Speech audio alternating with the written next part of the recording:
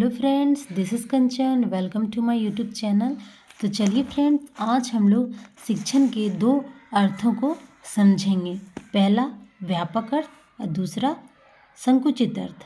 तो व्यापक अर्थ में देखेंगे कि व्यापक अर्थ में औपचारिक शिक्षा व्यापक अर्थ को औपचारिक शिक्षा भी कहते हैं। शिक्षण का अर्थ में जो हमारा व्यापक अर्थ है उसे हम औपचारिक शिक्षा भी कहते हैं। यह शिक्षा समानतः व्यक्ति अपने समाज, परिवार, मित्र, समुदाय अर्थात अपने आसपास के वातावरण से जिसमें व्यक्ति जीवन प्रयत्न रहता है। और अनौपचारिक शिक्षा का उद्देश्य व्यक्ति का सर्वांगीण विकास करना। शिक्षण का दो अर्थ है, दो अर्थों में हम लोग इसे समझ सकते हैं।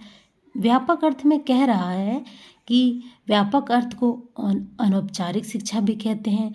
और अनौपचारिक शिक्षा समानता हमें अपने व्यक्ति को अपने परिवार, समाज, मित्र, आस पास, पड़ोसी, समुदाय से सीखना, कुछ न कुछ सीखने को मिलता है। व्यक्ति जो है वो अपने वातावरण, अपने समुदाय, अपने परिवार, मित्र से कुछ न कुछ सीखते रहता है, जिसमें व्यक्ति जीवन पर्यंत रहता है। और जो व्यक्ति जहाँ पर रहता है, जिस परिवेश में रहता है, जिस माहौल में रहता है, जिस घर में रहता है, वहाँ से कुछ न कुछ व्यापक अर्थ में सीखता रहता है। और यह व्यापक अर्थ में ही अनौपचारिक शिक्षा मिलती है। अनौपचारिक शिक्षा का उद्देश्य व्यक्ति का सर्वांगीण विकास। और अनौपचारिक जो शिक्षा हमारा है उसमें व्यक्ति का ओवरऑल डेवलपमेंट होता है, पूरा उनका सर्वांगीण विकास होता है, क्योंकि वह बहुत माध्यमों से सीखता है। जैसे सबसे पहले वो माँ से सीखेगा, फिर अपने परिवार से सीखेगा, फिर अपने मित्र से सीखेगा, फिर अपने आस पड़ोस से सीखेगा, अपने समाज से सीखेगा, अपने गुरु गुरु से सीखेगा। यानी कि वो उसका जो सीखने का जो पीरियड है वो चलता ही रहता है। वो जब तक वह दुनिया में रहेगा, जब से वो अपना माँ के गर्भ में आता है और मृत्यु उपरांत तक वह कुछ न कुछ अनौपचारिक रूप से सीखता ही रहता है। और संकुचित शिक्षा सामान्यतः कक्षा और पाठ्यक्रम पर आधारित होता है। संकुचित अर्थ में जो हमारा शिक्षा है वो कक्षा और पाठ्यक्रम पर आधारित होता है। इसमें शिक्षण छात्र को विशिष्ट विषयों का ज्ञान प्रदान करता है। देखिए, संकुचित अर्थ में शिक्षा जो हमें शिक्षा मिलती है उससे हम डॉक्टर बनते हैं, इंजीनियर बनते हैं, वकील बनते हैं, प्रोफेसर बनते हैं, टीचर बनते हैं। तो ये संकुचित अर्थ में जो हमें शिक्षा मिलती है उसी के आधार पर हम लोग डिग्रियां प्राप्त करते हैं, एग्ज़ाम देते हैं, हमें प्रमाण पत्र मिलते हैं। उसी के आधार पर कोई डॉक्टर बन जाएगा, कोई इंजीनियर बन जाएगा, कोई साइंटिस्ट बन जाएगा। तो ये जो बनेगा, वो जो शिक्षा ग्रहण करेगा वो संकुचित अर्थ में शिक्षा ग्रहण करेगा, जिसमें से पाठ्यक्रम निश्चित रहेंगे। जिस विद्यालय में पढ़ेंगे वहाँ पाठ्यक्रम, टीचर, मैनेजमेंट जितने भी सारे होते हैं वो संकुचित अर्थ की शिक्षा प्रदान करते हैं। इसमें शिक्षार्थी को कुछ शुल्क भी देना पड़ता है। और संकुचित अर्थ में जो शिक्षा बालकों और शिक्षार्थियों जो भी हो, दोनों को जो शिक्षाएं मिलती है उन्हें कुछ ना कुछ शुल्क देना पड़ता है। वर्तमान में पारिवारिक, सामाजिक एवं आर्थिक परिवर्तनों के कारण शिक्षा अनौपचारिक बनती जा रही है। और वर्तमान में जो स्थिति है, इतने बिजी लाइफ शेड्यूल में पेरेंट्स इतने भागम भाग की दुनिया में बहुत सारे परिवर्तन आ रहे हैं, जिसके आधार पर जो हमारी शिक्षा है वो औपचारिक बनती जा रही है। यानी कि बच्चे जो हैं वो घर, परिवार, समुदाय से कम सीख रहे हैं और संस्थाओं, विद्यालयों में ज़्यादा समय दे रहे हैं और वहीं से शिक्षा प्रदान कर रहे हैं। नेक्स्ट हमारा है शिक्षण का उद्देश्य। तो शिक्षण जो है, टीचिंग जो है हमारा, उसका क्या उद्देश्य है? आखिर कोई तो वजह होगी ना।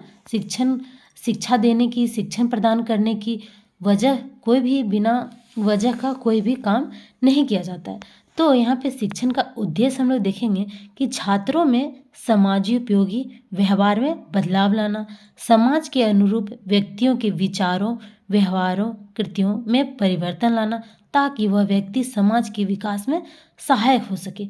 और हमारा जो शिक्षण का अर्थ है, शिक्षण का जो उद्देश्य है उसका एकमात्र उद्देश्य है कि छात्र को समाजोपयोगी यानी कि समाज के प्रति उसके कर्तव्य जो हैं वो अपने देश समाज के प्रति अपने कर्तव्यों को पालन करे।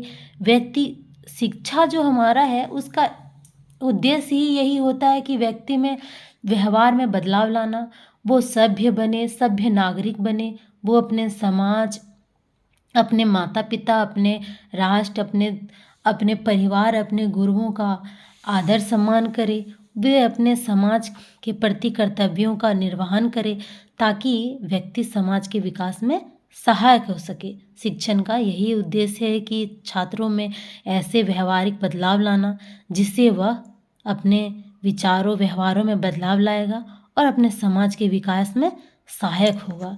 नेक्स्ट हम लोग देखेंगे कि शिक्षण की कुछ परिभाषाएं। शिक्षण की कुछ परिभाषाएं देखेंगे कि किसने क्या कहा है। तो वर्ल्ड बुक इंसाइक्लोपीडिया के अनुसार शिक्षण एक ऐसी प्रक्रिया है जिसमें एक व्यक्ति दूसरे व्यक्ति को ज्ञान, कौशल तथा अभिरुचियों को सीखने तथा प्राप्त करने में सहायता प्रदान करता है।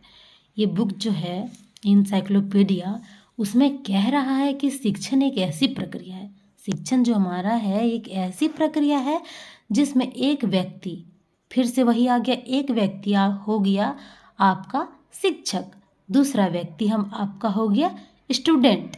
यानी शिक्षक जो है वो स्टूडेंट यानी कि छात्र के ज्ञान, कौशल तथा अभिरुचियों को सीखने तथा प्राप्त करने में सहायता प्रदान करे।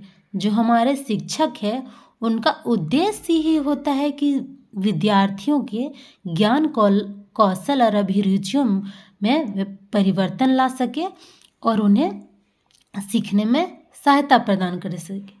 तो मॉरिसन क्या कहते हैं शिक्षण के बारे में देखते हैं। शिक्षण एक ऐसी अनुशासित सामाजिक प्रक्रिया है। शिक्षण जो हमारा है एक ऐसी अनुशासित सामाजिक प्रक्रिया है जिसमें शिक्षक अपने से कम अनुभवी लोगों के व्यवहार को प्रभावित करता है और उन्हें समाजोपयोगी बनाने में सहायक होता है।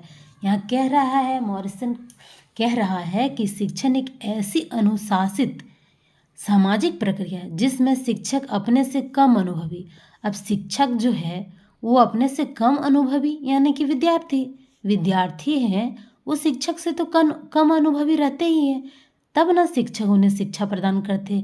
ऐसा थोड़ी होता है कि शिक्षक अपने से ज़्यादा अनुभवी को शिक्षा प्रदान करे, नहीं, स्टूडेंट जो है वो कम अनुभवी नहीं रहते हैं, इसलिए वो शिक्षक के पास जाते हैं ताकि ज्ञान प्राप्त कर सके और अपने व्यवहार कौशलों में परिवर्तन ला सके। तो यहाँ यही कह रहा है कि जो शिक्षक जो है वो अपने से कम अनुभवी हमारा हो गया विद्यार्थी, उसके व्यवहार को प्रभावित करता है और उन्हें समाजोपयोगी यहाँ पे हमारा समाज के प्रति उपयोगी बनाने में सहायक हो सके। नेक्स्ट हम लोग देखेंगे गेज, इनका क्या कहना है।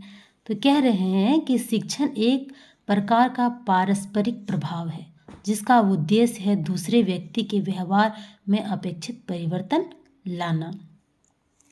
नेक्स्ट हम लोग देखेंगे बुबेकर क्या कहते हैं। तो शिक्षण में छात्र मुख्य भूमिका का निर्वहन करते हैं। शिक्षण में टीचिंग में छात्र का मुख्य भूमिका रहता है। शिक्षक शिक्षण योग्य परिस्थितियां बनाता है। यहाँ कह रहे हैं कि शिक्षण के दौरान छात्र जो हैं वो मुख्य भूमिका निभाते हैं और शिक्षक शिक्षण योग्य परिस्थितियां बनाता है और वे वैसा माहौल बनाते हैं ताकि छात्र अच्छे से सीख सके। नेक्स्ट हम लोग देखेंगे शिक्षण अधिगम प्रक्रिया की उद्देश्यपूर्ण दिशा है।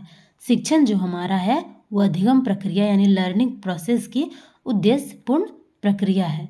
शिक्षण छात्रों द्वारा वांछित ज्ञान और कौशल सीखने एवं अधिग्रहण करने की प्रक्रिया है जिससे वे समाज में बेहतर जीवन यापन कर सकें।